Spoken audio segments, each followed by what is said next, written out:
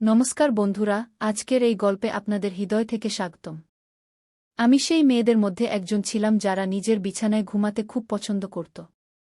সম্ভবত এর কারণ ছিল যে আমি আমার ভাইবোনেদের মধ্যে সবচেয়ে ছোট ছিলাম এবং সবসময় আমার মায়ের পাশে ঘুমাতাম। যদিও আমি ছোট ছিলাম, কিন্তু যখন সবাই ঘুমিয়ে পড়ত এবং ঘরের আলো নিভে যেত, তখনও যদি মা বাবাকে ডেকে তাদের কাছে আসতে বলতাম, আমার চোখ খুলে যেত। যখন আমি ছোট ছিলাম এবং মা আমাকে ঘুম পাড়িয়ে বাবার কাছে যেতেন, আমি জেগে উঠে কাঁদতে শুরু করতাম। মা ছাড়া আমার একদমই ঘুম আসত না। যতক্ষণ না আমি মায়ের মুখে হাত রাখতাম, ততক্ষণ আমার শান্তি মিলত না। কিন্তু যত আমি বড় ও বুদ্ধিমান হতে লাগলাম, মা আমাকে বললেন যে এখন আমাকে আমার বড় বোনের সাথে অন্য ঘরে ঘুমাতে হবে। আমি সঙ্গে সঙ্গে না বলে দিলাম এবং মায়ের বুকের সাথে লেপ্টে পড়লাম। আমি বললাম, না, আমি শুধু তোমারই পাশে ঘুমাব। তোমার ছাড়া আমার ঘুম আসে না। মা একটি ঠান্ডা শ্বাস নিয়ে বললেন, বেহাজা, তোমার একটুও লজ্জা নেই। তখন আমি এই কথাগুলোর মানে বুঝতে পারিনি। কিন্তু যত আমি বড় হতে লাগলাম, এক রাতে আমি যে শব্দ শুনলাম তা আমাকে হতবাক করে দিল। সেই রাতে আমি হঠাৎ জেগে উঠলাম এবং যখন মা আমাকে ঘুম পাড়িয়ে বাবার কাছে গেলেন, আমি কিছু অচেনা শব্দ শুনলাম। প্রথমে আমি ভেবেছিলাম মায়ের আঁচল ধরে ফেলব, কিন্তু তারপর চুপচাপ চোখ বন্ধ করে সেই শব্দ শুনতে লাগলাম। সেই শব্দগুলো আমার কানের লতাকে লাল করে দিল। আমি নিঃশব্দে চোখ বন্ধ করে শব্দ শুনতে থাকলাম এবং তারপর এটি যেন প্রতিদিনের রুটিন হয়ে গেল। এই অভিজ্ঞতা আমার জন্য কিছু নতুন ও অদ্ভুত ছিল, যা আমাকে খুব দ্রুত বুদ্ধিমান ও পরিপক্ব করে তুলল। সম্ভবত এর কারণ ছিল যে আমি খুব বেশি চিন্তা করতাম এবং প্রতিটি বিষয়ের গভীরে যাওয়ার চেষ্টা করতাম। আমিও ধীরে ধীরে লজ্জা অনুভব করতে শুরু করলাম। তাই আমি নিজেই সেই ঘরে ঘুমানো শুরু করলাম যেখানে আমার বোনেরা ঘুমাত। আমার থেকে বড় 3টি বোন ও 2 ভাই ছিল। সময় কেটে গেল এবং সবাই বিয়ের বয়সে পৌঁছে গেল। আমার সব ভাইবোনের বিয়ে আমার আগেই হয়ে গেল। যখন আমার বিয়ে হয়ে যাওয়া বোনেরা কোনো অনুষ্ঠানের জন্য আমাদের বাড়িতে আসত, তখন রাতে লুকিয়ে 3জন পরস্পরের সাথে কথা বলত এবং খুব হাসত। কিন্তু যেই আমি সেখানে পৌঁছাতাম, সবাই চুপ হয়ে যেত। যখন আমি তাদের জিজ্ঞাসা করতাম কি কথা হচ্ছে, তারা আমাকে বলত, তুমি এখনও ছোট। যদিও আমি 18 বছর বয়সী পৌঁছে গিয়েছিলাম, কিন্তু তারা আমাকে এখনও বাচ্চা মনে করত। ধীরে ধীরে আমি এত চতুর হয়ে গেলাম যে যখনই আমার বোনেরা আসত, আমি ইচ্ছে করে ঘুমের ভান করতাম এবং তাদের মাঝে বিছানায় শুয়ে পড়তাম। তারপর তারা 3জন বসে ফিসফিস করে পরস্পরের সাথে সেইসব কথা বলত যা স্বামী স্ত্রীর মধ্যে হয়। আমার 3টি বোন সবসময় পরস্পরের সাথে সবকিছু শেয়ার করত এবং একসাথে শরীরত করত। আমিও তাদের কথা শুনতাম এবং নিজেকে সংযত রাখার চেষ্টা করতাম। বিয়ের পরের জীবন সুখে ভরে যায়, এই কথা আমি জেনে গিয়েছিলাম। তাই আমার মনেও একটা হুলস্থুল শুরু হয়ে গেল। আমি ভাবতে লাগলাম, আহা, আমারও বিয়ে হয়ে যাক। আমারও একজন স্বামী হোক এবং আমিও আমার স্বামীর থেকে সেই ভালোবাসা পাই যা আমার বোনেরা পায়। বিয়ের পর এসব জায়েজ হয়ে যায় এবং এতে শান্তিও মেলে। এই ভাবনা ভেবে আমার হৃদয় জোরে জোরে ধড়ফড় করতে লাগত। পড়াশোনায় মনোযোগ দেওয়ার বদলে আমি বিয়ের পরের স্বপ্ন দেখতে লাগলাম। প্রতি রাতে এক অদ্ভুত অস্থিরতা আমার শিরায় শিরায় ছড়িয়ে পড়ত। যখন আমি ঘরে একা থাকতাম, তখন আমার মোবাইলে ইন্টারনেটে ছেলেমেয়েদের রোমান্টিক গান দেখতাম এবং নিজেকে সেই মেয়েটির জায়গায় কল্পনা করতাম। আমি সেই মেয়েটির জায়গায় নিজের ভাবী স্বামীর কল্পনা করতাম এবং শান্তি পেতাম। একদিন আমার বড় বোন বাড়িতে এসেছিল। ভাবী ও আমার বোন পরস্পরের সাথে এমন কিছু কথা বলছিল যা শুনে আমার মনে অন্যরকম ভাবনা আসতে লাগল এবং আমি আবার সেই রোমান্টিক ভিডিও দেখতে লাগলাম। ঠিক সেই মুহূর্তে আমার বোন জেগে উঠল এবং আমাকে এসব করতে দেখে ফেল। সে আমার মোবাইল কেড়ে নিল এবং আমার মুখে এক চড় মারল। তারপর রেগে বলল, নিজের বয়স দেখ এবং নিজেদের কাজ দেখ। আমি বুঝতে পারছিলাম না কেন তুই পড়াশোনায় মনোযোগ দিচ্ছিস না। তুই তো সময়ের আগেই এসব খারাপ কাজে লিপ্ত হয়ে গেছিস। তোর খুব শখ নিজের জীবনে কাউকে জড়ানোর। দেখ, সকালে মাকে বলব যে তোর এই মেয়ে একদিন তোর মুখ কালো করে চলে যাবে। এর আগে যে আর কিছু খারাপ হয়, এটাকে এখান থেকে বিদায় কর। যখন আমার বোন আমার এই হটকারিতা জানতে পারল, আমি খুব ভয় পেয়ে গেলাম।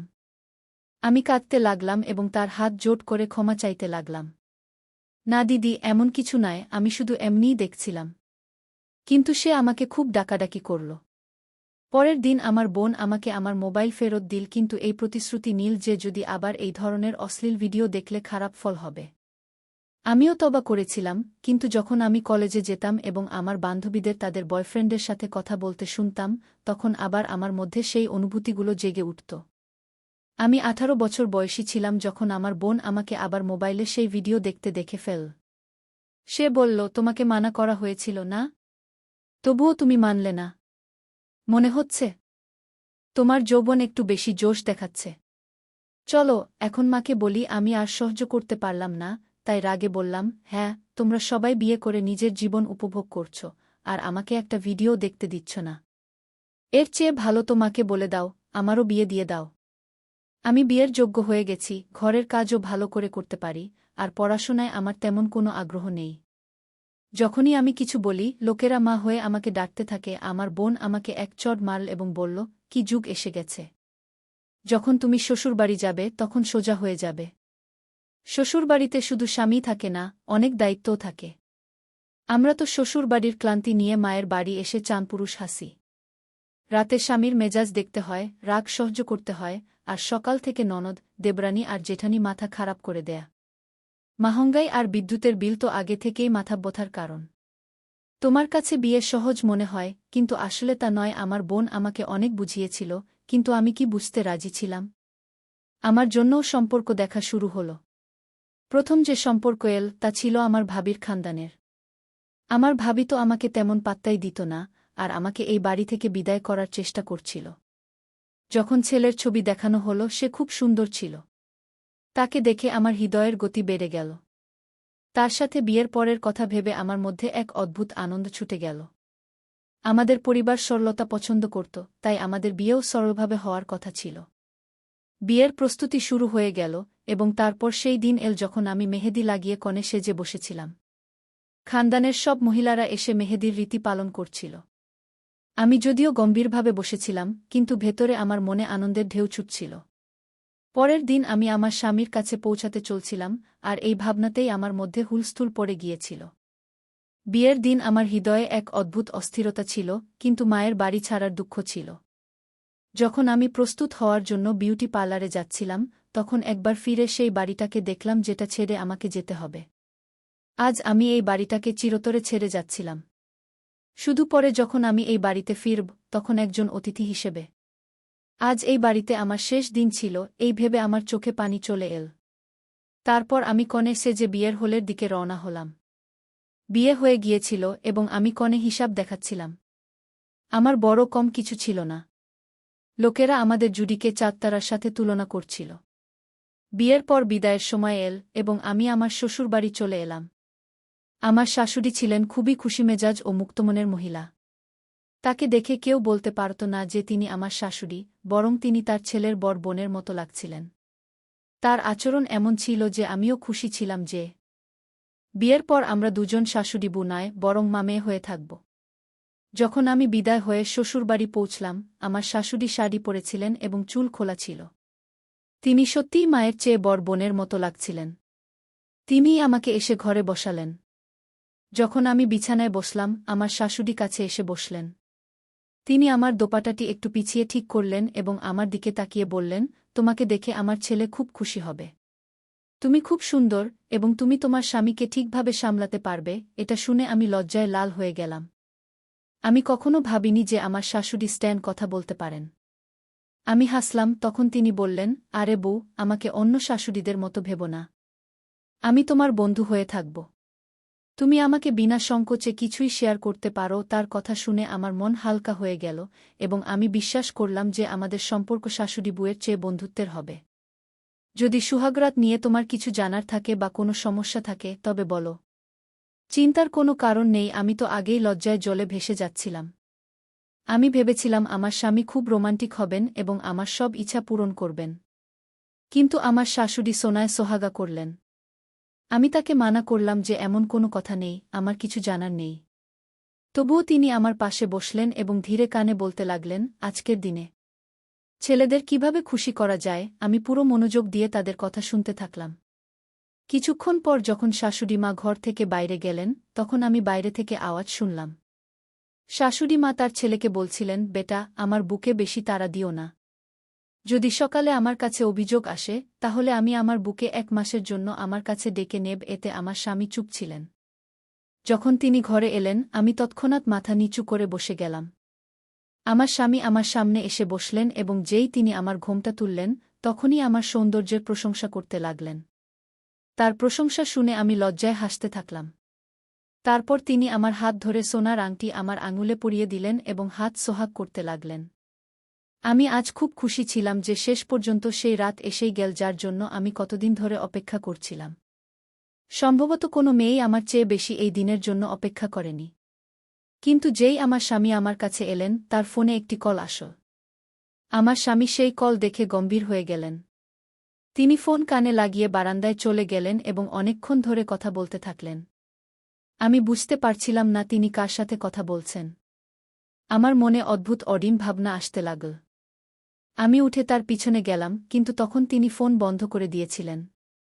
আমার স্বামী বেশ বিচলিত দেখাচ্ছিলেন। আমি জিজ্ঞাসা করলাম, কি হয়েছে? সব ঠিক তো? তিনি বললেন, বস আমাকে এজেন্ট হিসেবে মুম্বাই যেতে বলেছেন। সকালে একটি খুব গুরুত্বপূর্ণ মিটিং আছে যার সব কাগজপত্র আমার কাছে। এই প্রজেক্টটিও আমি নিজেই তৈরি করেছি। আসলে বিবরণ অনুযায়ী মিটিংটি 1 সপ্তাহ পরে হওয়ার কথা ছিল, কিন্তু যার সাথে মিটিং আছে তাকে রাতেই কোনোভাবে বাইরে যেতে হবে। তাই আমাকে মুম্বাইয়ের জন্য রওনা হতে হবে যাতে সকালের মিটিংয়ের সময়মতো পৌঁছাতে পারি। আমার সব স্বপ্ন যেন ভেঙে গেল। তারপর সবাই জেগে উঠল। শাশুড়ি তো আগে থেকেই প্রস্তুত ছিলেন এবং শ্বশুরও সচেতন পোশাক পরেছিলেন। যদিও এটি মানার মতো বিষয় ছিল যে দুজনই তাদের যুবক ছেলের মা-বাবা হওয়া সত্ত্বেও নিজেরা একদম যুবক দেখাচ্ছিলেন। আমার শাশুড়ি, যিনি সকাল সন্ধ্যা সুরখু গোলাপ খেতেন, তার মুখের উজ্জ্বলতা দেখে আমার মনে হতো যেন তিনি কোনো রানীর মতো। যখন আমার স্বামী তাদের বললেন যে তাকে জরুরি কাজে যেতে হবে, তখন দুজনেই চিন্তিত হয়ে গেলেন। তারা বলতে লাগলেন, যেও না, তোমার বউ কী ভাববে? আজ তো তোমার বিয়ের প্রথম রাত, বিশেষ রাত। যেও না। কিন্তু আমার স্বামী বললেন, চাকরি চলে যাবে। এই রাতের কি? আমরা তো পুরো জীবন একসাথে কাটাব। আমার স্বামী কোনো রকমে বোঝাতে পেরে সেখান থেকে চলে গেলেন এবং আমি শুধু মুখ তাকিয়ে থাকলাম। আমি তার জিনিসপত্র প্যাক করতে সাহায্য করলাম এবং তিনি এয়ারপোর্টের জন্য রওনা হলেন। শ্বশুর তাকে ছেড়ে দিতে গেলেন। শাশুড়ি আমার কাছে এসে বসলেন এবং বারবার ক্ষমা চাইতে লাগলেন। কিন্তু আমি বললাম, কোনো সমস্যা নেই। এমন হয় যখন শ্বশুর ফিরে এলেন তখন দুজনই তাদের ঘরে চলে গেলেন এবং আমি কাপড় বদলে বিছানায় শুয়ে পড়লাম। ভেতরে আমি খুব অস্থির ছিলাম এবং ভাবছিলাম যে এখন এই দুদিন কিভাবে কাটাব। যাই হোক, যেখানে এত বছর কেটে গেছে সেখানে দুদিনও কেটে যাবে। সেই রাতে আমি ঘুমিয়ে পড়লাম। সকালে কিছু মেহমান আমার মুখদর্শনের জন্য এসেছিলেন। সবাই জিজ্ঞাসা করছিল, তোমার স্বামী কোথায়? দুলহা ছাড়া তো দুলহন অসম্পূর্ণ। এই ধরনের কথা শুনে আমি লজ্জায় লাল হয়ে যাচ্ছিলাম। তারপর আমার মায়ের বাড়ি থেকে আমার বোনেরা এবং ভাবিরা এলেন। আমার বোনেরা শরারত করে জিজ্ঞাসা করতে লাগল, চলো, এখন কাল রাতের কথা কিছু বলো। তোমার স্বামী কি তোমার কাছে থাকল? তার আগেই তো তোমাকে ছেড়ে চলে গেল। আমি গভীর শ্বাস নিয়ে নিজেকে সামলে নিলাম। আমার বড় বোন আমার কাছে এসে তালি দিয়ে জোরে হাসল। তিনি বললেন, যেমন কেমন তেমন। যতটা অধীর তুমি ছিলে, দেখো তোমার সাথে কি হলো। আমার তো আর সহ্য হচ্ছিল না, নইলে এখনই তোমার গলা টিপে দিতাম। এখন দুদিন পর আমার স্বামীকে ফিরে আসার কথা ছিল। আমি ভেবেছিলাম যে এই দুদিন পলক ফেলতেই কেটে যাবে। আমি আমার শাশুড়ির সাথে বেশ মিশে গিয়েছিলাম। তার মুখে এত উজ্জ্বলতা ছিল যে অনেক কুমারী মেয়েরাও এমন উজ্জ্বলতার জন্য তৃষ্ণার্ত থাকত। কিন্তু আমার স্বামী আমার থেকে আরও দূরে সরে যাচ্ছিলেন। এখন তিনি বলতে লাগলেন যে 2 সপ্তাহ পর আসবেন। আমি এদিকে শ্বশুর শাশুড়ির খুব সেবা করছিলাম। সেই দিন যখন আমার শাশুড়ি আমাদের জন্য চা বানিয়ে লিভিং রুমে নিয়ে এলেন, তখন আমি তার পাশেই বসলাম। আমি তার মুখের দিকে তাকিয়ে বললাম, আরে মাম্মিজি, আপনি এমন কি খান? আপনাকে দেখে একদমই মনে হয় না যে আপনি একজন যুবক ছেলের মা। এত উজ্জ্বলতা তো আজকালকার কুমারী মেয়েদের মধ্যেও দেখা যায় না। আমার কথা শুনে শাশুড়ি হেসে বললেন, আরে পাগলি, তোমার শ্বশুর আমাকে এত ভালোবাসেন যে এই বয়সেও তিনি আমার সব ইচ্ছা পূরণ করেন। যখন অন্য নারীরা এসব জিনিসের জন্য তৃষ্ণার্ত থাকে, আমার কাছে সবকিছু আছে। তাহলে আমি কেন কোনো যুবতী মেয়ের মতো উজ্জ্বল না থাকব? শাশুড়ির কথা শুনে আমি লজ্জায় লাল হয়ে গেলাম। সেই রাতে আমি হতাশ হয়ে ঘুমানোর চেষ্টা করছিলাম, কিন্তু মধ্যরাতে আমার অস্থিরতা এত বেড়ে গেল যে আমি ঘামে ভিজে গেলাম এবং গলা শুকিয়ে গেল। আমি দেখলাম পানির গ্লাস খালি, তাই আমি রান্নাঘরের দিকে হাঁটলাম। কিন্তু তখনই আমি শাশুড়ি শ্বশুরের ঘর থেকে অদ্ভুত শব্দ শুনতে পেলাম। এই শব্দ শুনে আমি ভাবলাম, দেখি না তারা এই সময় কি কথা বলছে। আমি তাদের ঘরের দিকে এগিয়ে গেলাম, না ভেবেই দরজার কাছে কান লাগিয়ে কথা শুনতে লাগলাম। যে শব্দ আমি শুনলাম তা আমাকে লজ্জায় পানি পানি করে দিল। তারা বয়স্ক হয়ে গেছেন, কিন্তু এখনও একে অপরের সাথে প্রেম ভালোবাসার কথা বলছিলেন। আমার শাশুড়ি বলছিলেন, আমার বয়সের কথা ভেবে দেখো, ঘরে তো যুবক বউ আছে, কিন্তু শ্বশুরের উত্তর শুনে আমার পায়ের নিচ থেকে মাটি সরে গেল। আমি পানি না খেয়েই ঘরে ফিরে এলাম। অনেকক্ষণ ভাবলাম, যা শুনেছি তা কি সত্য নাকি আমার ভুল ধারণা। আমার শ্বশুর তার স্ত্রীকে বলছিলেন, আরে তাতে কি হয়েছে? সে কি দুধ খাওয়া শিশু? সে তো আমাদের ছেলের সাথে প্রেম ভালোবাসা করতেই এসেছে। আলাদা কথা, বেচারি এখনও তার অপেক্ষায় ঠান্ডা পড়ে আছে কি। এ কথা শুনে আমার হুঁশ উড়ে গেল।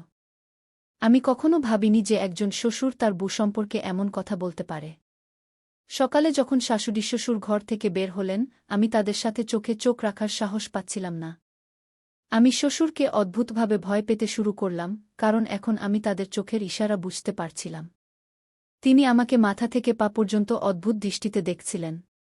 যখন আমি স্বামীর সাথে কথা বলার চেষ্টা করলাম, তিনি শুধু বললেন, আমি ব্যস্ত, অনেক কাজ আছে, ফিরতে সময় লাগবে কি। একদিন শাশুড়ির রক্তচাপ বেড়ে গেল। তিনি বললেন, বউ, রান্নাঘরে ওষুধ আছে, একটু দুধে মিশিয়ে দাও, আমাকে শান্তি দেবে। আমি দুধের গ্লাস বের করলাম এবং তার রক্তচাপের ওষুধের বদলে তাতে ঘুমের ওষুধ মিশিয়ে দিলাম। তা খেয়ে আমার শাশুড়ি ঘুরে পড়লেন এবং আমি তাকে ঘরে শুইয়ে দিলাম। কিন্তু এখন আতঙ্ক হচ্ছিল যে কিছু ভুল হয়ে গেল কিনা। ঠিক তখনই আমার স্বামীর ফোন এল শাশুড়ির ফোনে। তিনি কখনো আমাকে ফোন করেননি। আমি ফোন তুললাম এবং কানে লাগামাত্র স্বামী বললেন, শোনো, তোমার বুকে বলে দাও যে আমি আর ফিরব না। আমি এখানে অন্য একটি মেয়ের সাথে সম্পর্ক গড়েছি এবং সে আমার সন্তানের মা হতে চলেছে। সুহাগরাতেও সে আমাকে ফোন করে দিল্লি ডেকেছিল। সে ধনী বাবার মেয়ে এবং বলেছে যে যদি আমি তাকে বিয়ে না করি, তাহলে সে আমার বিরুদ্ধে মামলা করবে। এখানের পুলিশ কত কঠোর তা তো জানো। বাধ্য হয়ে আমাকে তাকে বিয়ে করে তার সন্তানকে গ্রহণ করতে হবে, আর বিনিময়ে আমি কোটি কোটি টাকার সম্পত্তি পাচ্ছি। তাহলে তোমার সেই বুতে আর কি আছে? খুব শীঘ্রই আমি তোমাদের দুজনকেও এখানে ডেকে নেব, সুখে জীবন কাটাব। শুধু এই নালায়েক বু থেকে কোনোমতে রেহাই পেতে হবে কি। এ কথা শুনে আমার পায়ের নিচ থেকে মাটি সরে গেল। সব স্বপ্ন মাটির সাথে মিশে গেল। আমি শাশুড়িকে সেই অবস্থায় রেখে বাড়ি ফিরে এলাম। কাঁদতে কাঁদতে আমি আমার বাবা মা এবং ভাইদের সব বললাম। তারা তৎক্ষণাৎ আমার শ্বশুরবাড়ি পৌঁছালেন এবং জোরালো বিতর্ক হল। আমার শাশুড়ি শ্বশুর পর্যন্ত বললেন, একবার সম্পত্তি আমাদের ছেলের নাম হয়ে গেলে আমরা তাকেও ছেড়ে দেব এবং অঞ্জলি আমাদের বউ থাকবে। কিন্তু আমার বাবা স্পষ্টভাবে না করে দিলেন। কয়েক বছর পর আদালতে মামলা চলল এবং আমার স্বামীর সাথে তালাক হয়ে গেল। কম বয়সেই আমি এসব সহ্য করলাম। আমার বোন ঠিকই বলেছিল যে বিয়ের পর এমন অনেক কিছু হয় যা একটি মেয়ের জীবন সম্পূর্ণ বদলে দেয়া। আমি যে একসময় হাসিখুশি, চঞ্চল এবং ভাবুক ছিলাম, এখন নীরব হয়ে গেছি। এখন আমার বয়স 20 বছর। আমার জন্য অনেক সম্পর্ক আসে, কিন্তু পুরুষদের প্রতি আমার বিশ্বাস সম্পূর্ণ উঠে গেছে। বিয়ের নাম শুনলেই আমার হৃদয় ভয়ে কেঁপে ওঠে। আপনি কি মনে করেন, আমার বিয়ে করা উচিত নাকি সব পুরুষ এমন নয়? যদি আবারও আমাকে প্রতারণা করা হয় তাহলে? আমার প্রিয় বন্ধুরা, এটি ছিল আজকের আমার ছোট্ট গল্প। আপনারা কমেন্ট করে অবশ্যই বলুন আমার গল্পটি কেমন লাগল। যদি আপনি এরকম আরও ইন্টারেস্টিং এবং রোমান্টিক গল্প শুনতে চান, তাহলে চ্যানেলটি সাবস্ক্রাইব করুন এবং বেল আইকন অন করুন, যাতে আপনি আমার আগামী গল্প পেতে পারেন। কাল দেখা হবে আরও একটি নতুন গল্প নিয়ে। ধন্যবাদ।